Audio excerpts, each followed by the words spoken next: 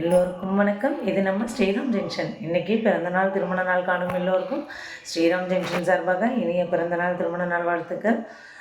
எல்லோருக்கும் ஃபஸ்ட்டு இன்றைக்கி போகி திருநாள் நல்வாழ்த்துக்கள். அதே மாதிரி நாளைக்கு அட்வான்ஸ் பொங்கல் திருநாள் நல்வாழ்த்துக்கள். சரிங்களா? இன்றைக்கி எப்பவும் போல் 4 மணிக்கே எழுந்தாச்சுங்க. எழுந்துட்டு வாசலில் மங்களகரமாக படிக்கோலம் போட்டாச்சு. இன்றைக்கி திருவாதிரை இல்லைங்களா, அதனால் இன்றைக்கி திருவாதிரை களி செய்ய போகிறேன். அதேமாதிரி செஞ்சுட்டு அதுக்கப்புறம் தாங்க இன்றைக்கி சாமி விளக்கேற்ற போகிறேன். எப்போவுமே நான் காலையிலே விளக்கேற்றிடுவேன். நீ வெளியில் மட்டும் விளக்கேற்றிட்டேன். சுவாமிக்கிட்ட களி செஞ்சு நைவேத்தியம் வச்சுட்டு வைக்கும்போது தான் சுவாமிக்கு விளக்கேற்றலாம் அப்படின்னு இருக்கேன். சரிங்களா? அதனால் இன்றைக்கி ஒவ்வொரு காலையிலேருந்து என்னென்ன வேலை செய்கிறேன் அப்படின்றத இன்றைக்கி நான் உங்களுக்கு வீடியோவில் காட்டலான்னு இருக்கேன். வாங்க ஒவ்வொன்றா வீடியோவில் பார்க்கலாம். இன்றைக்கி விடிகாத்தால 4:30 மணிக்கே வாசலில் விளக்கு ஏற்றியாச்சு. இன்றைக்கி எங்கள் வீட்டில் நான் போட்ட படிக்கோலம் எப்படி இருக்குன்றத என்னோடய கமெண்ட்ஸில் சொல்லுங்கள்.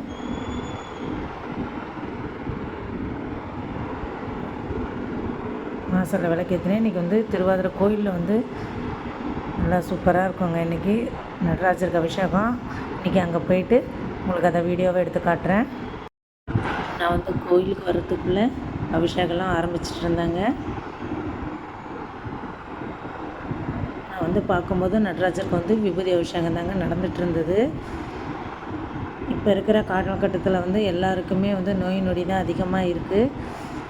சரி, இதை பார்க்குற அத்தனை பேருக்கும் நோய் நொடி இல்லாமல் நெடுவழி வாழணும், ஆரோக்கியத்தோடு நீண்டு வாழணுன்றதுனால இந்த ஒரு அபிஷேகத்தை மட்டும் நான் வீடியோவாக எடுத்தேன்.